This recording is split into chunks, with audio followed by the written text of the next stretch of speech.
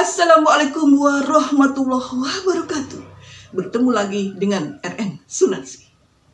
Alhamdulillah, di kesempatan yang baik ini, pagi yang cerah, kita bisa berjumpa meskipun lewat YouTube. Mudah-mudahan kita senantiasa diberi kesehatan dan diberi rezeki yang barokah oleh Allah Subhanahu wa Ta'ala. Amin, amin ya Rabbal alamin. Orang pintar tahu bahwa menjaga kedamaian lebih berharga dari sekedar balas dendam.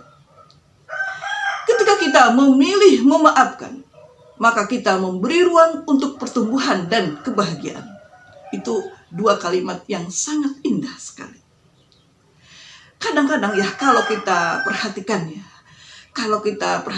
kalau kita mengalami ada yang melecehkan, ada yang merendahkan, ada yang menghina, ada yang menganggap kita itu serendah-rendahnya, maka kita tidak perlu untuk balas dendam.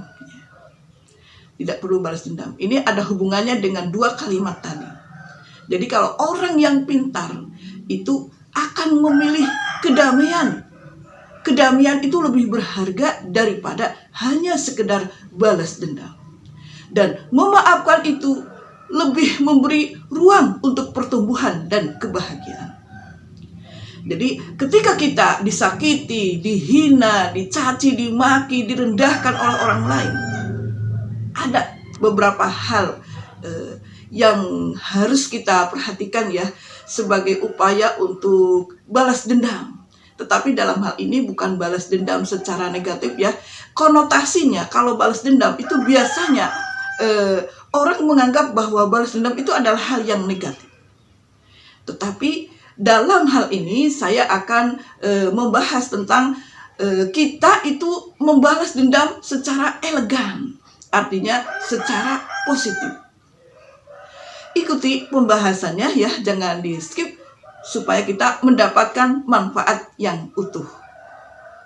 Yang pertama adalah upgrade diri secara diam-diam. Orang yang membenci kita akan menganggap kalau kita hanya stuck di situ. Kita itu dianggap mereka tidak bertumbuh dan tidak berkembang. Kita itu malah selalu direndahkan.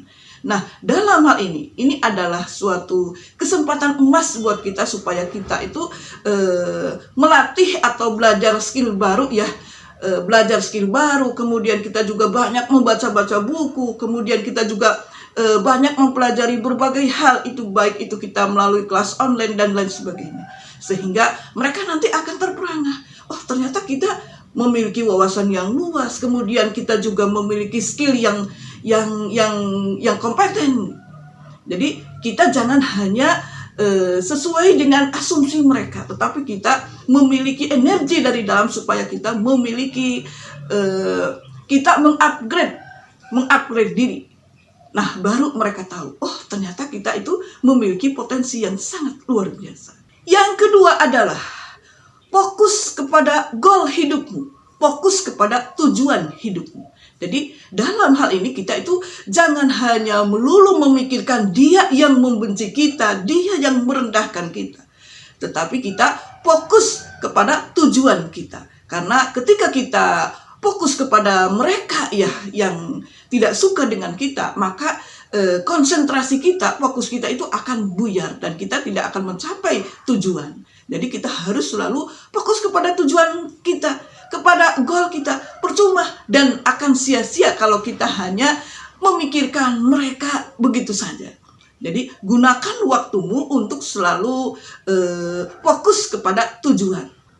Langkah yang ketiga adalah jaga sikap dan tidak perlu balas dendam.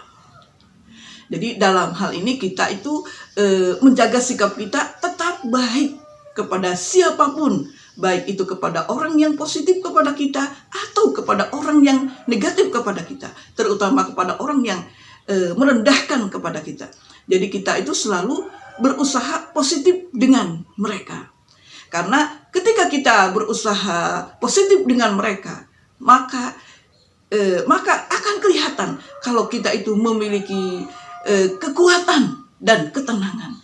Jadi tanpa mereka kita tetap hidup dengan bahagia, Artinya kita memiliki ketenangan dan kekuatan. Yang keempat adalah tunjukkan hasil pencapaianmu.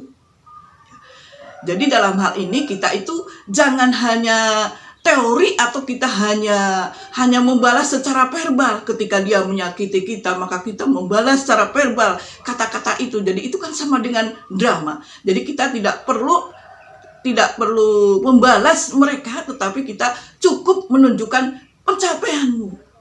Jadi tunjukkan pencapaianmu. Bisa saja dengan usaha yang berhasil, atau bisa saja dengan kita itu memiliki kecerdasan yang terus bertumbuh dan berkembang, atau kita juga memiliki usaha-usaha lain. Jadi tidak ada waktu hanya untuk memikirkan orang-orang yang toksik, ya, orang-orang yang merendahkan kita. Jadi tunjukkan pencapaianmu, bahwa kita tidak stuck di situ, bahwa kita tidak hanya berdiam diri di situ. Yang kelima, balas dendam yang elegan adalah bangun circle yang sehat. Ketika kita berada di circle orang-orang yang merendahkan kita, yang menghina kita, yang menjatuhkan kita, maka kita itu keluar dari circle yang toksik, tetapi kita membangun circle yang sehat. Circle yang sehat ini circle yang memberi support kepada kita, lingkungan yang maju, lingkungan yang positif, lingkungan yang tidak toksik, tetapi lingkungan yang benar-benar akan membuat kita itu bertumbuh dan berkembang. Percuma kalau kita berada di circle pertemanan yang toksik, ya. Mereka akan saling menjatuhkan, akan saling menghina, akan saling meremehkan, dan itu tidak ada tujuan yang jelas. Tetapi kita bangun circle yang sehat yang akan mensupport kita. Balas dendam yang keenam adalah kita mengupgrade diri kita supaya kita glowing luar dan dalam. Bagaimana sih caranya? Ya tentulah udah pernah saya utarakan ya, bagaimana caranya supaya kita itu glowing luar dan glowing dalam. Glowing di dalam artinya kita memiliki inner beauty, kecantikan dari dalam, dan glowing dari luar, kita bisa merawat fisik kita, merawat apa-apa yang terlihat oleh mereka. Jadi kita yang pertama tentu dengan berolahraga, kemudian kita juga merawat tubuh kita dengan cara pakai skincare dan lain sebagainya. Jadi kita tidak akan direndahkan. Jadi dalam hal ini kita itu membuat glowing luar dan dalam. Kemudian ya yang selanjutnya adalah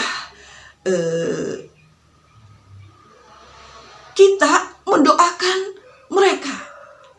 Kita mendoakan orang-orang yang toksik kepada kita, orang-orang yang meremehkan kita, yang menjatuhkan kita, kita doakan. Ini sepertinya gaya bahasa sarkasme ya, gaya bahasa yang kayaknya ironi banget. Orang benci kepada kita, kok kita balas positif, sepertinya ironi. Tetapi ini dalam sejarah Nabi dulu, bahwa Nabi Muhammad itu selalu berbuat baik kepada siapapun, baik itu kepada yang baik atau kepada yang merendahkan atau kepada yang tidak baik. Jadi dalam hal ini kita itu memiliki, ketika kita mendapatkan perlakuan yang kurang bagus ya, entah dari teman, entah dari siapapun lah, maka kita memiliki balas dendam yang elegan. Jadi balas dendam di sini hanya kita itu benar-benar mengeluarkan potensi diri kita, mengasah diri kita supaya kita tidak direndahkan lagi. Mungkin itu saja ya dari saya, mudah-mudahan ini bermanfaat. Mari kita semua upgrade diri kita luar dan dalam. Upgrade otak kita, upgrade fisik kita, upgrade ekonomi kita, dan kita menjadi manusia yang benar-benar berharga. Terima kasih yang sudah menonton. Jangan lupa like, komen, dan subscribe. Wassalamualaikum warahmatullahi wabarakatuh.